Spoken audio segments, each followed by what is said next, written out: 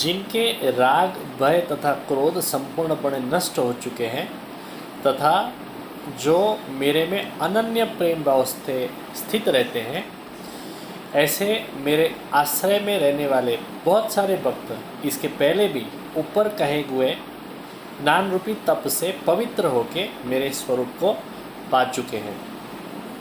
हरे कृष्णा दोस्तों, मैं दीपेंद्र निरावानी, मेरे YouTube channel Dipendra Nirawani life time daily sharings and songs में आपका हार्दिक स्वागत करता हूं। और आज का शेयरिंग सेशन है 389 और आज का टॉपिक है गीता अध्याय 4 श्लोक 10।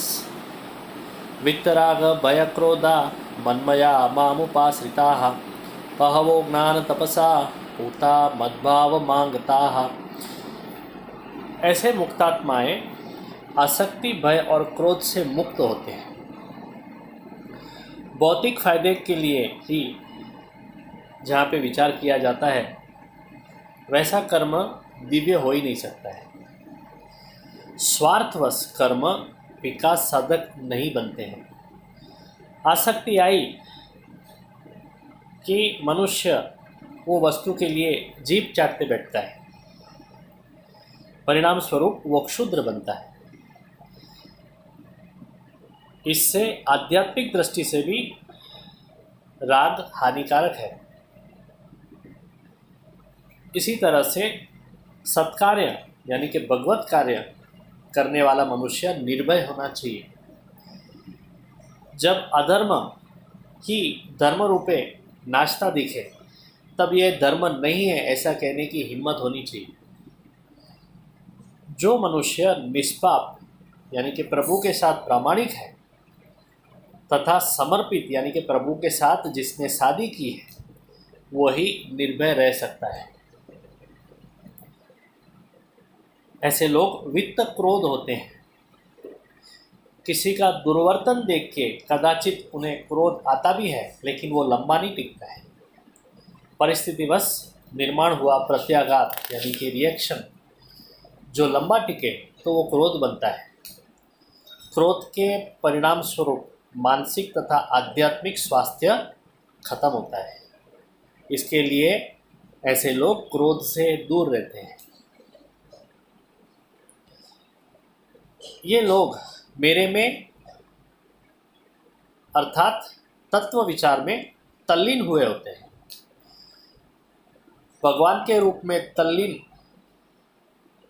होने के बाद समग्र विश्व भूल जाते हैं।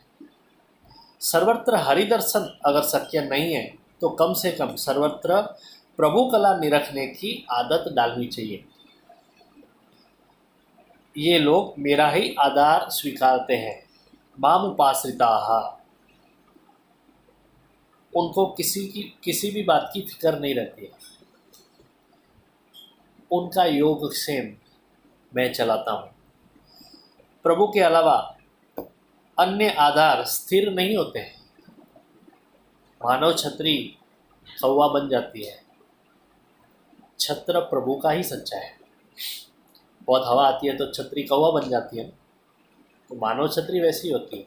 मगर प्रभु का छत्र सच्चा है, वो कभी भी कौवा नहीं बनता है, वो हमेशा ऐसा ही रहता है।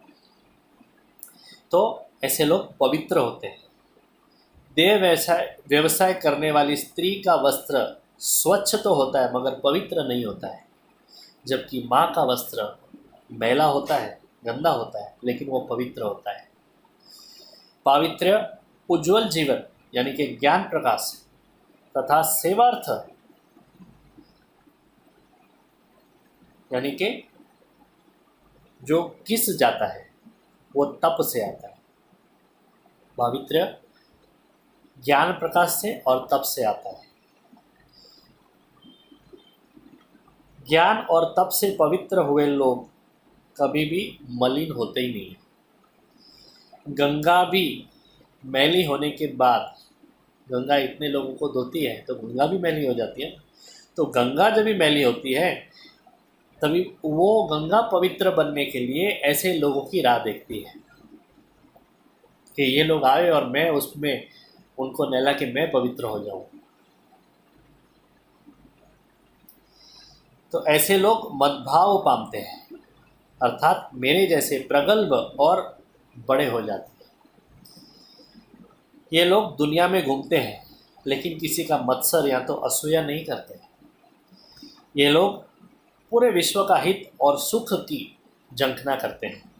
सर्वत्र सुखिना संतु, सब सुखी तंदुरुस्त और तंदुरुस्त रहे और सबका कल्याण हो जाए, ऐसी उनकी प्रभु प्रत्यय की प्रार्थना रहती है। कल के लिए पारायण करके रखेंगे दोस्तों। ये यथा माम प्रपद्यन्ते तास्तथैव भजाम्यहम्, मम वर्त्मानुवर्तन्ते मनुष्या पार्थ सर्वशः। वसुदेवसुतं देवं कंसचाणूरमर्दनं, देवकी परमानन्दं कृष्णं वन्दे जगद्गुरुं। गुरुर्ब्रह्मा गुरुर्विष्णु गुरुर्देवो महेश्वर, गुरुर्साक्षात् परब्रह्म तस्मै श्री गुरुवे नमः। ये वीडियो अगर आपको अच्छा लगा है तो ज़रूर उसे लाइक कमेंट एंड शेयर करें और मेरे YouTube channel Vipin Girawani life time daily sharings and songs को सब्सक्राइब करें और रोज़ ऐसा अच्छा सुनते रहें। Thank you very much. Good night. Hare Krishna.